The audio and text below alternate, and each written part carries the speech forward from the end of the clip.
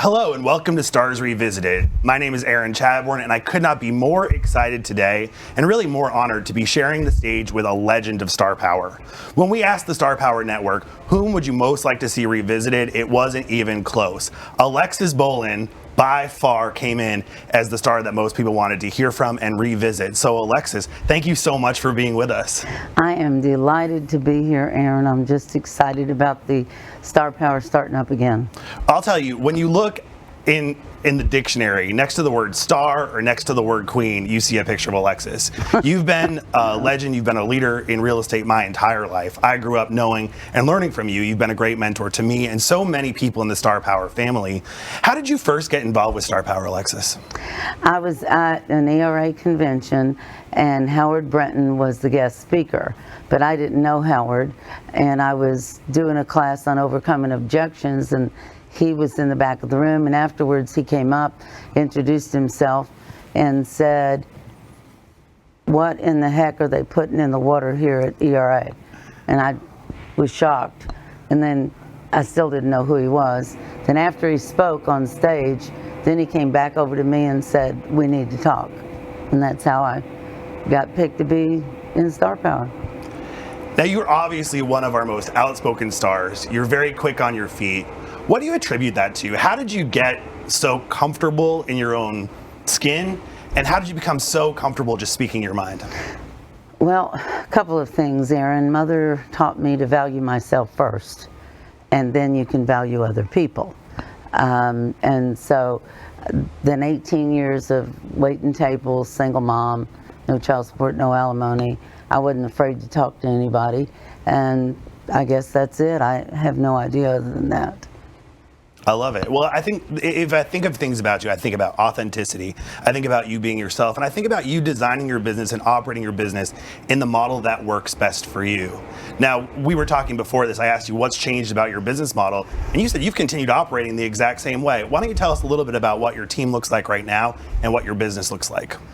Well, my team has been the same for 26 years. My daughter, Lisa Mix, has a real estate license, and she's worked with me for 26 years. And I have one non-licensed assistant, Donna, and Donna's worked with me 22 years. And so that's how we do our business. We're now doing about 100 units a year. At one point in time, years ago, with one non-licensed assistant and just myself, I did 175 units. But I don't want to do that anymore. I'm getting too old for all that. So if we do 80 to 100 units, I'm real happy. I think it's wonderful. I think it's wonderful that you found the model that works for you. When you think about changing it up or thinking about trying new things, what is it that helps you evaluate whether you stick with tried and true or whether you adopt a new piece of technology or tool or a new process? Well, we've moved along with the technology, because when I got a license in '78, we were carving out our offers on stone like the Flintstones and delivering it to the other agent's office, and then they had to deliver it back to us and all that. So of course, when the computers came around, I got computerized in '85, and that really helped me to be able to sell more units. What I look at in technology, is it going to help me do what I do better? If it's going to be too complicated and take too much time away from the time I have to spend with the clients, then I don't want to do it. So it's not about, for me, I don't have to have the latest, greatest thing. Aaron, as you well know, we're all about the people business in real estate. We're not in sales. So anybody that comes to me and says, "Oh, I'm in real estate sales," I think, no, you're not. No, you're not. You're in the people business. We still do business eyeball to eyeball, belly to belly. And even though we may be doing business on Zoom talking to somebody, or we may just be on the phone, it is a personal people business. And I've kept it that way. So my phone rings after almost starting 44th year in real estate, because I've taken care of the people. And with over, what did you say, 6,000 transactions closed in your career, I imagine a lot of your business comes from your sphere. About what percentage do you think that is, and how do you keep that sphere engaged so you get that repeat business and that referral business? I would guess that probably 95% comes from my sphere. About 5% is made up of the telephone rings and another realtor calls and says, I've got a buyer, I've got a seller. And then we pick up people along the way because they call off a sign or, they email us about something. So that's how my business runs. And I like that, and I keep it that way. I stay in touch with the people.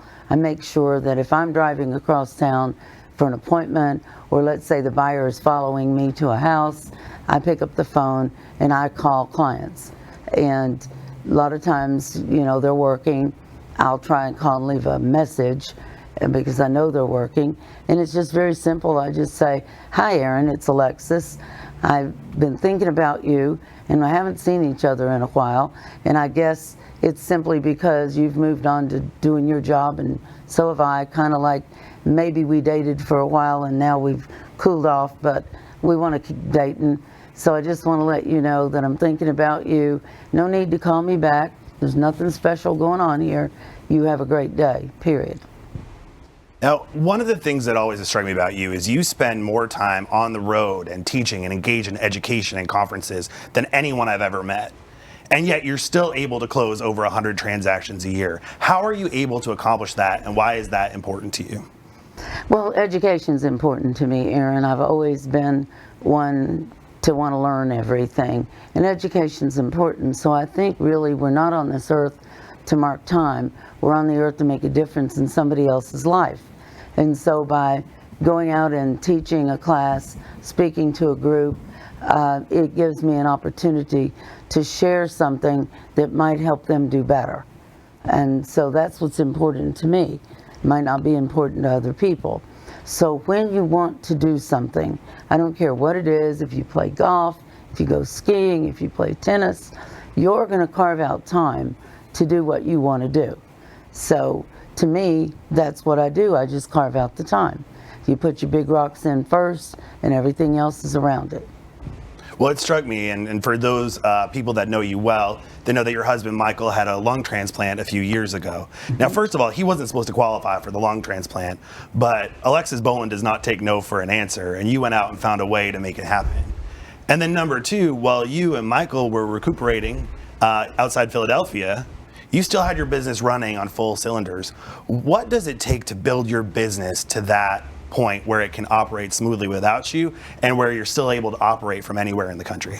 One word, Aaron: trust. The people I work with trust me. If they don't trust me explicitly, then we don't do business. That's the first thing. When I meet a seller, I meet a buyer, my first thing is to them, do you think you can trust me? And if they're hesitant about it, I want to know why. And if I don't feel I can trust them, I just don't work with them. That's it. They have to trust me 100%. It's a big purchase they're making. I'm going to have to give some advice. They're going to have to take the advice to get closed. And so if they're unwilling to do so, I can't help them. It's no different than going to the doctor. You got an issue, the doctor tells you what to do. You tell the doctor you're not doing it. How long is that doctor going to be your doctor? Not very long. And so that's how I work. It's all trust-based. That's a real pearl right there, is that we are in a trust business. That's what real estate is. It's the largest financial investment that most people are ever going to make. Right. They don't see those numbers, they don't see those terms very often. Speaking of trust and speaking about that conversation you have with clients, let's do a little bit of role play. Okay. What do you say to Alexis that says to you, I want to interview a few agents before I make a decision? So I have a little story about that. So I had an older gentleman call me, and he said, I have a house on the water near the country club to sell, and I'm interviewing agents. And so I said, oh, well, I don't interview well. I've never been on a job interview in my life. To which he laughed a little. And then I said, why don't I just drop over and you and I'll talk, and you can show me the house, and we'll see if we can do business. And he goes, okay. So I don't know what I'm going to say until somebody asks me. And so that's what I said. It all worked out fine, and I got the listing. So when I say they're interviewing agents, I may say, oh, really? I hadn't been interviewed in years.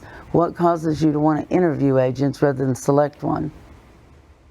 And just wait to see what they say. So let me be the seller. Well, Alexis, I've heard about your reputation. I know that you sell more houses than anyone in Pensacola, but what are you going to do different for me than Jane Doe down the street? Well, Aaron, I don't know anything about Jane Doe, so I can't answer that question for you. All I can do is ask a question, if you don't mind. Sure. So, since you possibly know a little bit about Jane Doe, why don't you tell me why Jane Doe can't do 100 transactions a year using the same tools and technology that I have? And maybe that'll lead you to what makes us different. Well, if you're doing 100 transactions a year, how do I know you're going to have time for my listing? Well, you don't. You don't know that I'm going to do anything. However, I'm closing 100 transactions. So anybody I work with knows that I have time, because I'm way too busy to bug you, but I'm never too busy to give you excellent service. I love that. That's a wonderful answer. Now imagine that the seller selects you. You sit down to do the paperwork and you have the conversation that you know is coming about price. Mm-hmm. Sellers sometimes have an opinion in their head. Sometimes they'll share it with you. Sometimes they won't. But let's imagine that the seller selects a price that's higher. I want to list my house $20,000 higher than what you're recommending. What's your response to that? I would say, what causes you to think that way, Aaron? Well, I know that the house down the street sold for $350,000. I know my house is a little nicer than theirs. You're telling me we should list around $340,000. I think I should go at $360,000. Okay.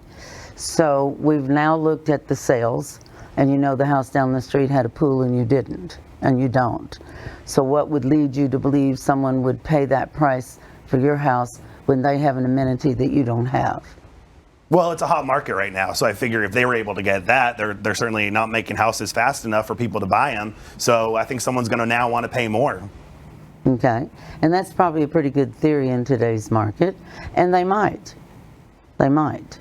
So let's say we listed at $360,000 and we don't get any offers, then what are we going to do? Well, I'm in no hurry. We can wait. Okay. I think that's a good position for you to take. You see, right now, buyers aren't in any hurry either. Our market is slowing down. We're not getting multiple offers like we were getting. So the longer you wait, the longer that house sits, the less opportunity you're going to have to get top dollar for it.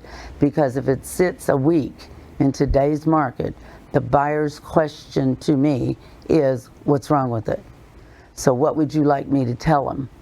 What's wrong with it when it's been on the market a week and it's not under contract? What would you like me to tell them?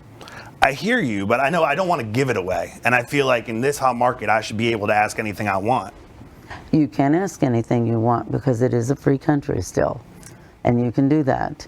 But I don't think anybody's ever given a house away, Aaron. I really don't. You see, nobody expects you to give it away. But if you want to give it away, somebody will take it. But I don't understand when people say, I don't want to give it away. What does that mean to you? Well, I just think I want to get the most money possible for my house. Well, if you price it to sell, it will sell. If you price it to sit, it will sit. So it's your choice on what you want to do. So you either want to sell, you want to be on the market to sell the house, or you just want to have it in MLS and sit around. And that's a decision you have to make. Your house will get a stigma if you sit too long in today's market. Your choice. It's not up to me. Can you see, if you were the buyer and the house was on the market for a week in a market where our days on the market are -1, can you see how the buyer would think they're hiding something? See, here's how it really works to get top dollar, Aaron. If we think your house is worth $350,000, we price it at $345,000. You will get more bids than you can imagine, and it'll probably sell for $370,000. Wow. If you price it at $360,000, you might not get multiple offers, but the choice is yours. The way to get the most money is to price it a little bit below what the market says and let them bid it up, which is what they do in all auctions. Well, I'd like 370, so let's go with the 345. Now, I think that's great. And I think, Alexis, one of the things you once told me is that someone came up to you and said, you need to develop a listing presentation. You need to come to an appointment with your laptop open and present to a seller. What does your listing presentation look like today? Well, I don't do a listing presentation. I never have in my whole life. I learned that little thing when I went to work with ERA in 1978. We had a flip chart.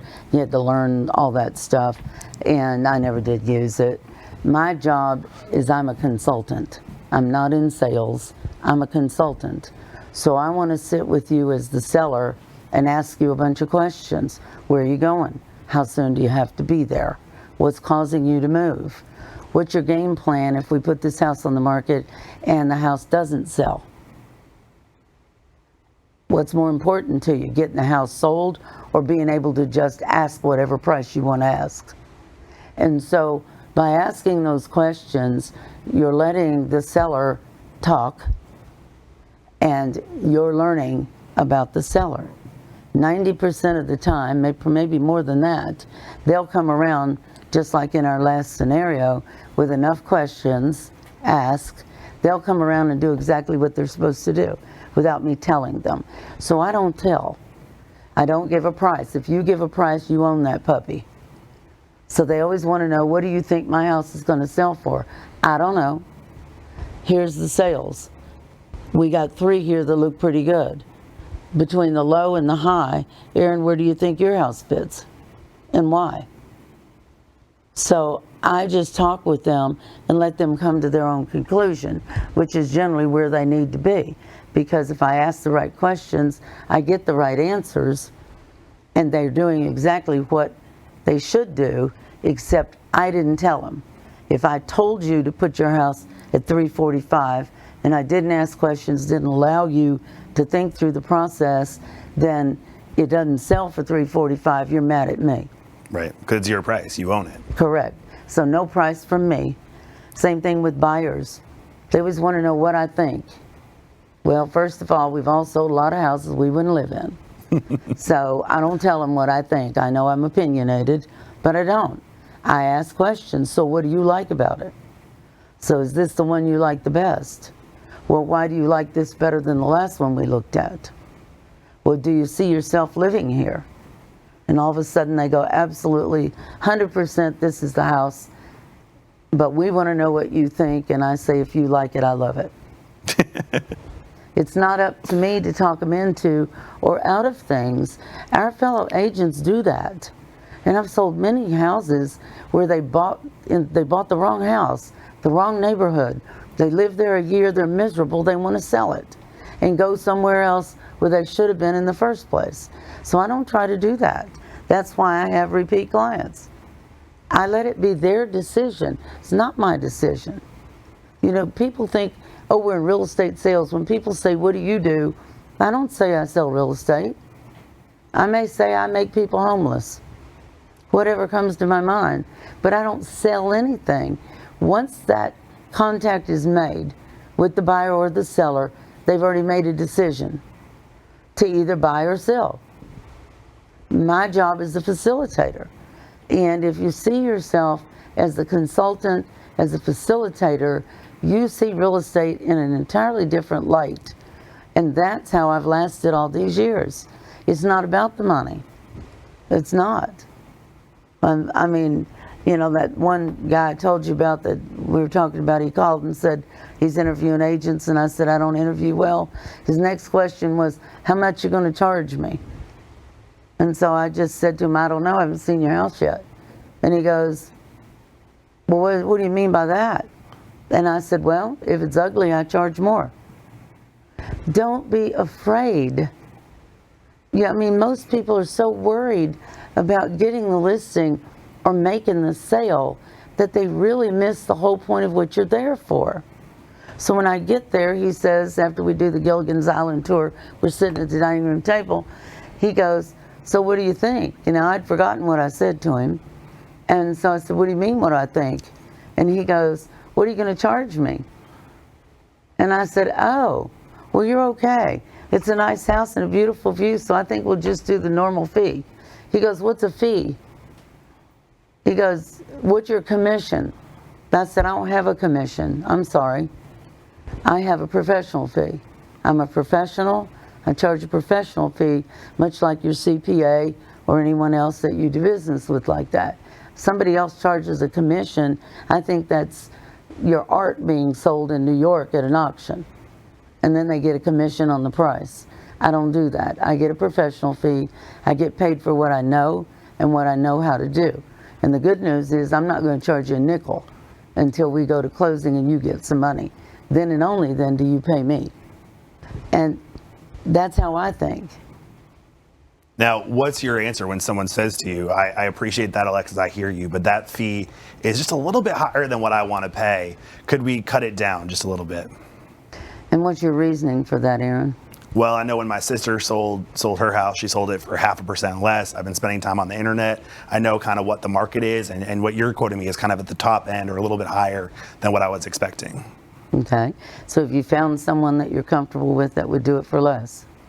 Well, I'd like to do it for you if you'll do it for how much I want to pay you. And if I say no? I guess I can find someone else. Okay. So are you prepared to do that? If I have to. Okay. Then you probably need to. You see, Aaron, when you are talking with me, I'm a little different than other real estate agents. I'm more like if you need heart surgery, you want the surgeon who's done thousands of surgeries, not the one who's done 100. And so as we move up the scale in our knowledge and our skill in our different industries, we are paid more money. And so I'm at the top of my scale. And so you're not going to know how much I'm worth until something happens. I get them closed, and that's what I get paid for. So I'm hoping if you decide to work with me and I decide to work with you, that you'll see the skill set, and in the end, you're going to pay me a bonus. I love that. And I love, Alexis, that you're not afraid to let people know that it's a two-way street, that you don't need the business. I mean, I'm sure there was a time in your career, there's a time in everyone's career where you kind of do, and you're desperate for that listing and you need it to make ends meet or you need it to make your numbers work. But when you get to a point in your career where you can be selective and say, look, I'm not going to compromise on my integrity. I'm not going to compromise on my fee structure. This is what I offer. And if you want me, you have to come meet me. How did you build up the confidence to be able to do that? Aaron, I have never, ever had to have a job. Even when I was a single mom waiting tables for $1 an hour plus tips, I never had to have the job I was at. I was a good waitress. God knows I can still get a waitress job.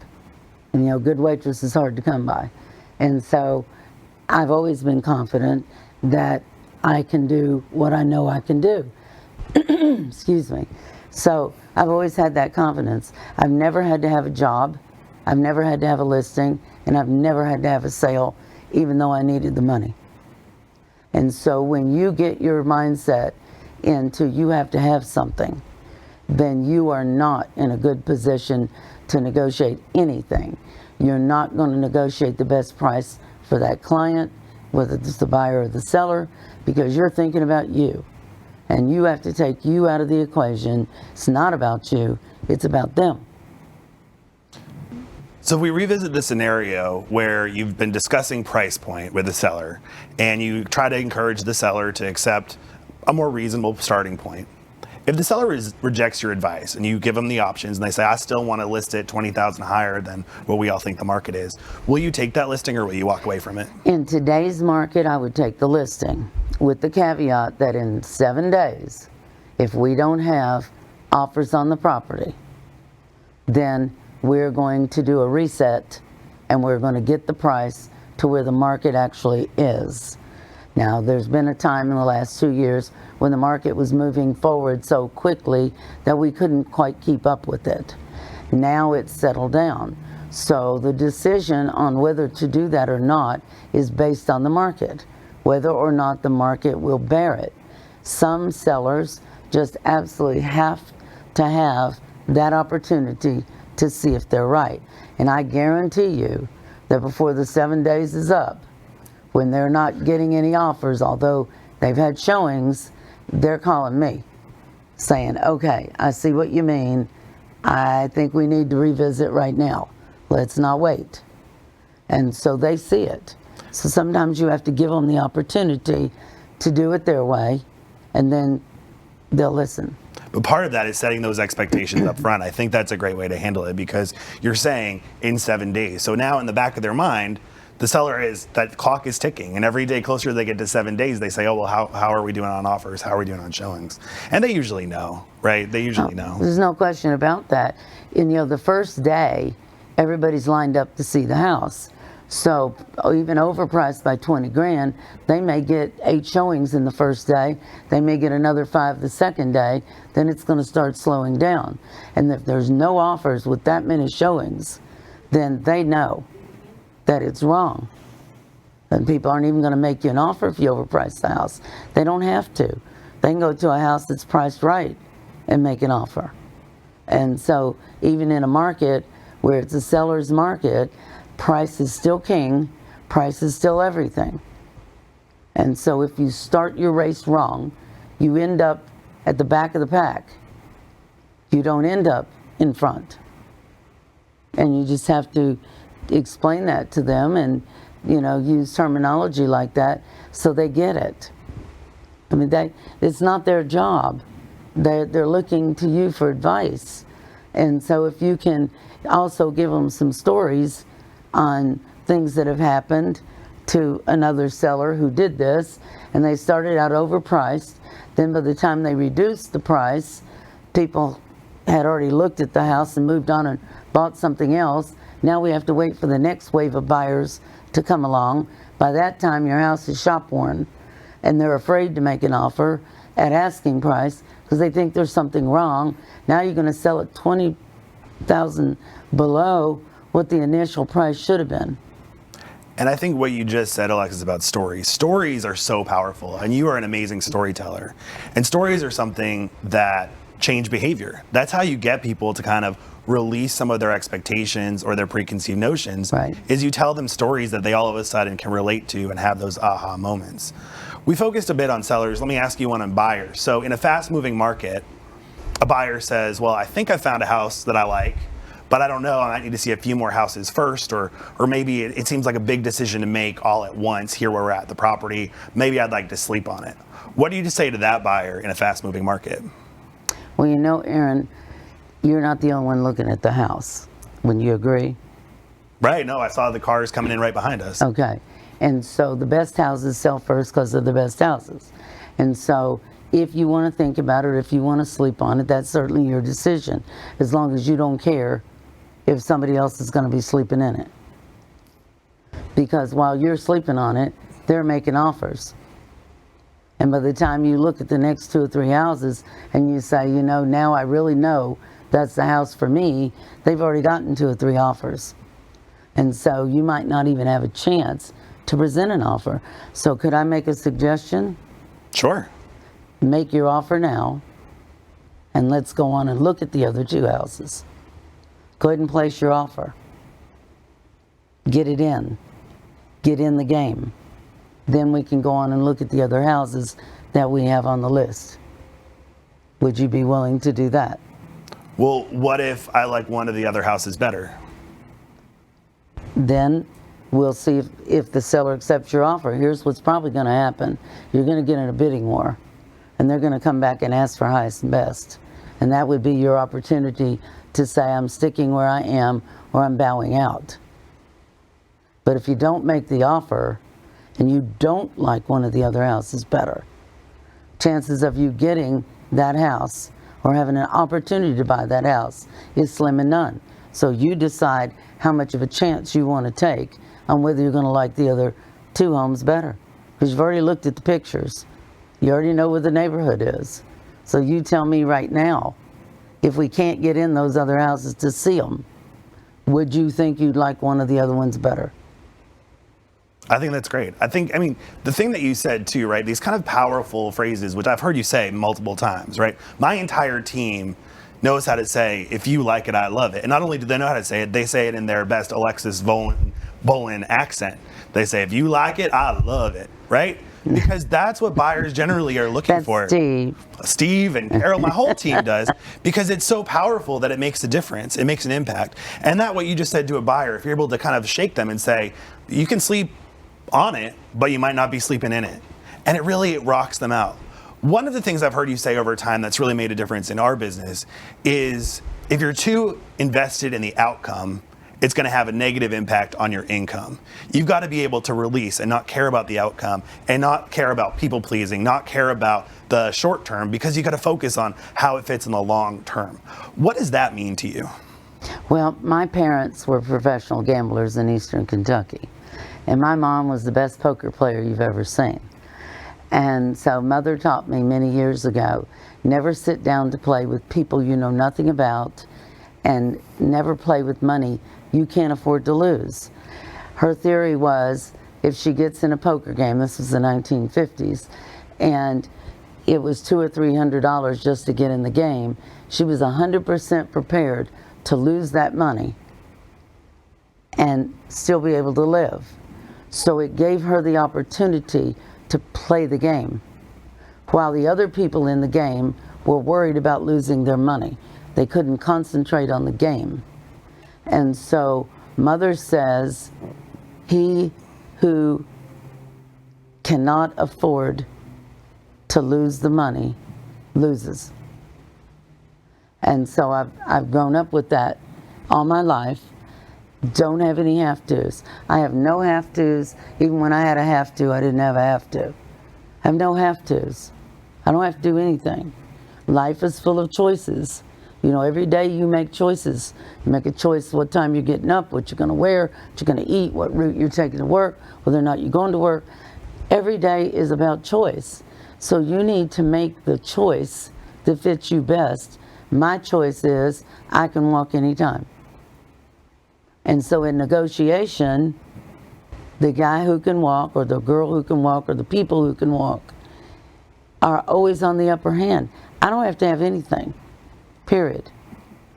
I mean, it doesn't matter to me. A house is a house. It's shelter. It's a place to live. I got a safe neighborhood, and the amount of space I need, I can live anywhere. Doesn't make any difference to me. So I can walk. And I want to put that buyer or that seller in a position to be able to walk. In fact, years ago, I had a realtor who at the last minute, the night before closing, calls me on the phone, tells me there's a little hairline crack in this wooden door, and the people aren't going to close without a new door. So I called the seller. They'd moved out of the house, and I told him the situation, and I said to him, so do you really need to close on this tomorrow? He said, no. I said, okay, will you give me permission to kill the sale? He said, Alexis, you do anything you want. Called her on the phone, and I said, I'm so sorry, seller isn't closing. To which she gasped, and I said, we're done. And she goes, well, they've already moved out of the house. If they don't close on the house, they've already moved out. And now they got to wait for another buyer. And I said, that's where you're wrong. We have another offer on the house. This is late 1980s. She goes, what do you mean you have another offer on the house? I said, we have another offer on the house. She said, who put in an offer on the house? I said, I did. She said, you did? I said, yeah, I'm going to buy the house before I see you jerk the seller around. If you don't think I can buy this house, meet me at the bank tomorrow. I'll get a cashier's check. So your people are either going to close or they're not going to close. I'll just buy the house from the seller. I don't care. They closed. Came over and told the seller how wonderful the house was. Thrilled to death to get it. Perfect condition. All happy. So think about that. You can always buy that house. They can always have another offer. In fact, Aaron, if you get somebody that's jerking you around up there in Maine, call me. I'll make an offer on that listing. I'll hold you to it. I'll do it. Now. I will write an offer on the listing. I promise you, I've done that before. When my friend was up in Atlanta, she's since passed away with cancer, but she was in a pickle with a $1 million sale, and this buyer was jerking around, and I said, write up an offer for $950. She said, they won't take it. I said, I don't care, write an offer. Send it to me. fax it in those days. I signed it and sent it back. I said, now you call that other agent and tell them you have another offer. Because you do, right? Right. You have a legitimate offer. I'm a legitimate buyer. She did. They bumped their price up and bought the house and closed. Now, you know, folks, listen, don't be jerked around by these people. Now, if you can't afford to buy the house, don't do this. All right? Don't do this. But I'm fortunate I can do that. The bank will loan me a little money. And, you know, we can do this. But even if that's not the option, there's always another option. There's always more leverage. And if you're too caught up emotionally in thinking this is the only deal that's going to come around, you're going to lose and you're not going to do best by your client. And I think that's a great lesson, Alexis. And I think so many of the things you've shared as. Now, as Star Power is getting back up and running, obviously, you've shared a lot of lessons today. You've made a big impact on so many of the other stars, the members of the Star Power Club. Can you think of any specific lessons or specific stars that have kind of left an impact on you that had a transformational impact on your business or your life? You know, Aaron, I really believe this group of stars have impacted each other tremendously. I mean, we've become friends even after we lost Howard. We've stayed together, we've stayed in touch. It is having a group of like-minded people who are successful in business that will be your cheerleader that makes all the difference in the world. Because my grandmother used to say, it's a long struggle up here, but it's a fast fall down, and they're all waiting for you to make that drop. This group of people are cheering you all the way. You've always got somebody that you can pick up the phone and ask a question or get help, or do you have a form for this? Has anybody had this scenario? And they're there to help. They're not there to bust your bubble, where in real life, in your own marketplace, that is exactly what's happening. They're all there to bust your bubble. This group is there to lift you up, and they do. And by lifting you up, they make you stronger and more powerful at what you do. And that's made all the difference in the world. Sharing the ideas, it's the sharing and the caring that make the difference in Star Power that doesn't exist anywhere else that you go for education. It really is the best education that you can get, bar none. I don't care where you go. It's the best education. These people are telling you the truth. They are sharing their systems and their dialogues and their forms and their technology and whatever they've got, they're freely sharing because they want you to be successful. That's not the way it is in the real world out there. People don't want people to be successful, let's be honest. They're all jealous. The people in this group are not jealous. They want to learn, they want to do better. If you got something that will help them, they're thrilled to death when you share it, and they want to share what they've got with you. And that, to me, is Star Power. I think I couldn't have said it any better. Now, if you had one memory that you could share with people, either of Howard or of a specific story that happened at a conference or in your engagement of the network, what's one that you would love people to hear? Oh gosh, Aaron, now you're causing me to have to think a little bit.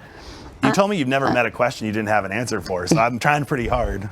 There's been so many scenarios that have made impacts. I love teaching the Buyer University, and we had so much fun doing that and interacting with the audience, with the students and so forth.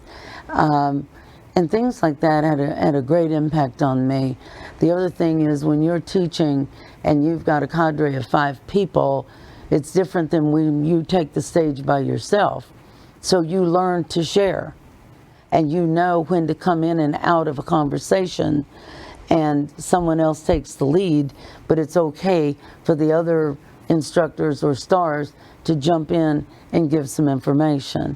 And I really think the times we had doing things like that and all the fun we had doing it made a huge difference So, but they've Well, all we're been, all still asking you, and I think it's because you have really achieved in your career, and you continue every day to really set the new standard for what it looks like and it means to be a real leader and a servant-minded leader in this industry.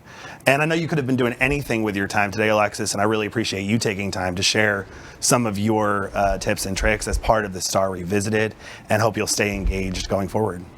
well, I hope to stay engaged, and I really appreciate the opportunity to come on and share. I don't know what I've said that might help somebody, but I really hope that I have. You know, things like this make lasting friendships. So I want to end by saying your mother, one of my dearest friends, was probably one of the best things for me in Star Power. I love all my Star friends.